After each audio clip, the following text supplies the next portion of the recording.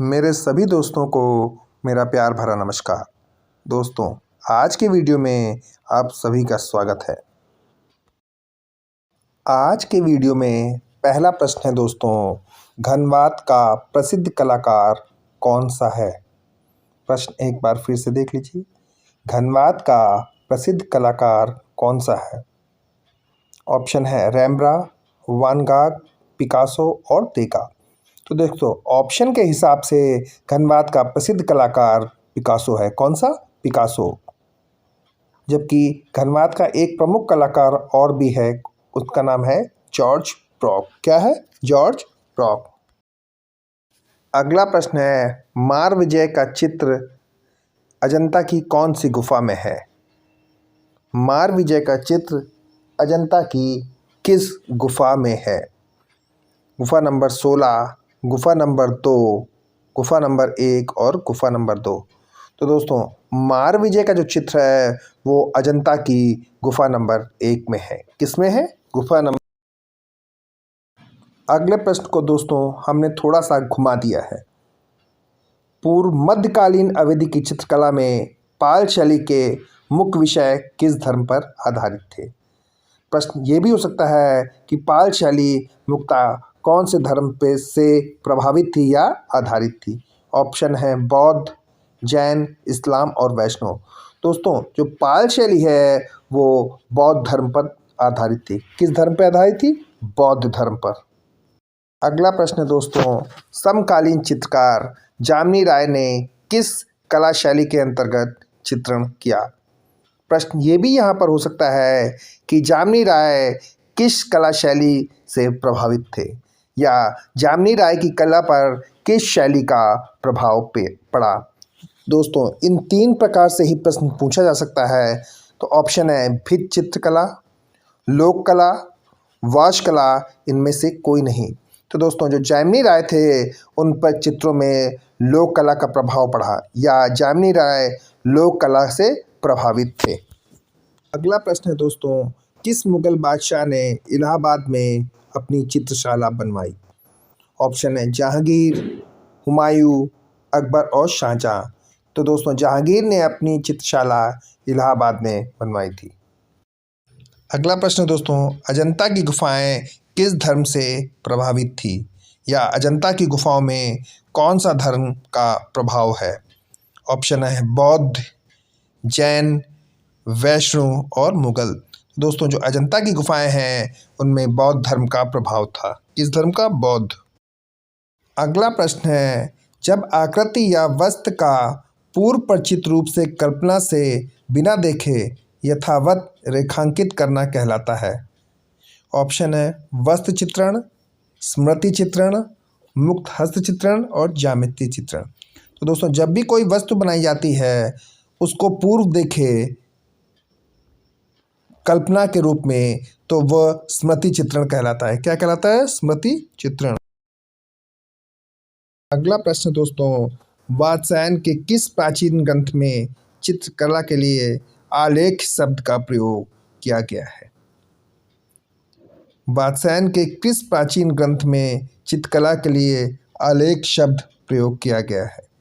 Option है चित्रसूत्रम, मेघदूत, रघुवंश और कामसूत्र। तो वात्स्यायन के कामसूत्र में आलेख शब्द का प्रयोग किया गया है। किसके? कामसूत्र में।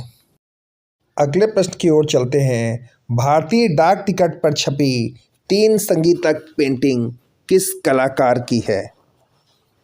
प्रश्न एक बार फिर से देख लीजिए। भारतीय डाक टिकट पर छपी 3 संगीतक पेंटिंग किस कलाकार की है? पिकासो, नंदलाल बोस, राजा रवि वर्मा और रविंद्रनाथ। तो दोस्तों, जो भारतीय डाक टिकट पर 3 संगीतक पेंटिंग छपी है वो पिकासो की है। किसकी? पिकासो की। अगला प्रश्न है दोस्तों, पिछले वर्षों में पूछे गए प्रश्नों को इस वीडियो में हमने थोड़ा सा घुमा फिरा कर दिया है। प्रागैतिहासिक काल में मानव ने अपनी दिनचर्या के चित्रों को कहाँ व्यक्त किया? प्रश्न इस प्रकार से भी पूछा गया है कि प्रागैतिहासिक काल में मानव चित्र कहाँ बनाता था या प्रश्न ये भी हो सकता है कि प्रागैतिहासिक काल में चित्र किस पर बनाए जाते थे। तो यह प्रश्न यहाँ ये है कि प्रागैतिहासिक काल के मानव ने अपनी दिनचर्या के चित्रों को कहाँ व्यक्त किया है। घरों की ज़मीन पर, मंदिरों की भित्तियों पर, गुफाओं की भित्तियों पर और घर की भित्तियों पर। तो दोस्तों प्रागैतिहासिक काल का जो मानव था उसने अपने चित्रों को गुफाओं की भित्तियों पर व्यक्त किया है। कहाँ? गुफाओं की भित्तियों। अगला प्रश्न दोस्तों, आधुनिक भारतीय चित्रकला में संत चित्रकार किसे कहा जाता था।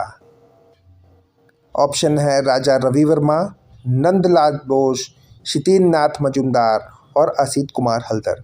तो दोस्तों संत चित्रकार जो है उसकी उपाधि शितिन नाथ मजूमदार को दी गई थी, या शितिन नाथ मजूमदार को संत चित्रकार कहा जाता था।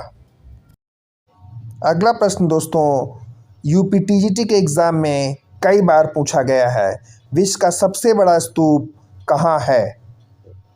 जावा में, भारत में, पाकिस्तान में और अफ़गानिस्तान में। तो दोस्तों जो विश्व का सबसे बड़ा स्तूप है वो जावा में है। कहाँ है? जावा में। अगला प्रश्न है, गजगामनी किसकी कृति है। या प्रश्न ऐसे भी पूछ सकते हैं कि गजगामनी किस कलाकार द्वारा बनाई गई कृति है। ऑप्शन है राजा रवि वर्मा, एम.एफ. हुसैन, गीता कपूर और नंदलाल बोस। तो दोस्तों गजगामनी जो है वो एम.एफ. हुसैन द्वारा बनाई गई कृति है, या एम.एफ. हुसैन का चित्र है। अगला प्रश्न दोस्तों, तेल चित्रण में किस तेल का प्रयोग होता है। दोस्तों ये प्रश्न पिछली बार की परीक्षा में पूछा गया था। ऑप्शन है नारियल, सरसों, तारपीन और कोई नहीं, लेकिन उसमें तारपीन की जगह लिंसेड ऑयल दिया हुआ था। क्या दिया था? Linseed oil. तो तेल चित्रण में दोस्तों तारपीन के तेल का प्रयोग होता है। अगला प्रश्न है, नैनसुख किस कलाकार का भाई था। ऑप्शन है गोवर्धन, मानकू, रसखान और रहीम। तो दोस्तों जो नैनसुख था वो मानकू का भाई था। किसका भाई था? मानकू का। रंग रसिया फिल्म किस कलाकार के जीवन पर बनी है। ऑप्शन है आमिर खान, राजा रवि वर्मा, रवीन्द्रनाथ टैगोर और ममता बनर्जी। तो जो रंग रसिया फिल्म है दोस्तों वो राजा रवि वर्मा पर बनी है। किस पे बनी है? राजा रवि वर्मा पर। इससे पहले प्रश्न में पूछा गया था कि रंग रसिया फिल्म किस पर बनी है। उसी प्रश्न को उल्टा कर दिया गया है कि राजा रवि वर्मा के ऊपर बनी फिल्म कौन सी है। क्या प्रश्न है? राजा रवि वर्मा के ऊपर बनी फिल्म द इनर आई, रंग रसिया, आलम आरा और राजा हरिश्चंद्र। तो दोस्तों जो राजा रवि वर्मा के ऊपर फिल्म बनी है उसका नाम है रंग रसिया। कलर ऑफ पैशन किस कलाकार पर बनी फिल्म है। एक बार फिर से देख लीजिए, कलर्स ऑफ पैशन फिल्म किस पर बनी है। राजा रवि वर्मा, विनोद बिहारी मुखर्जी, जनगढ़ सिंह श्याम और श्याम। तो जो कलर्स ऑफ पैशन फिल्म है वो राजा रवि वर्मा के ऊपर बनी हुई फिल्म है। कौन सी? राजा रवि वर्मा। प्रश्न है, सुधा चंद्रन के ऊपर बनी फिल्म का नाम बताइए। सुधा चंद्रन के ऊपर बनी फिल्म का नाम बताइए। झनक झनक पायल बाजे, नाचे मयूरी, हातिम ताई, आधा है चंद्रमा। तो दोस्तों सुधा चंद्रन के ऊपर जो फिल्म बनी थी उसका नाम है नाचे मयूरी। क्या नाम है? नाचे मयूरी। प्रश्न है, गजगामनी फिल्म किस कलाकार के ऊपर बनी है। ऑप्शन है सुधा चंद्रन, माधुरी दीक्षित और हेमा मालिनी। तो दोस्तों जो गजगामनी फिल्म है वो माधुरी दीक्षित के ऊपर बनी है और गजगामनी चित्र एम.एफ. हुसैन द्वारा बनाया गया था। किसके द्वारा? एम.एफ. हुसैन के द्वारा। अगला प्रश्न है दोस्तों, बंगाल का मंसूर किसे कहा गया। ऑप्शन है मंजीत बाबा, भूरी सिंह शेखावत, के वेंकटप्पा और अशित अली। तो दोस्तों बंगाल का मशहूर जो है वो के वेंकटप्पा को कहा गया है। किसे? के वेंकटप्पा को।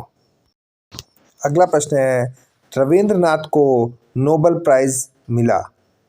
ऑप्शन है पेंटिंग के लिए, विज्ञान के लिए, गीतांजलि के लिए और शांति के लिए। तो दोस्तों जो रविंद्रनाथ टैगोर थे उनको नोबेल प्राइज़ उनकी रचना गीतांजलि के लिए दिया गया। किसके लिए? गीतांजलि के लिए।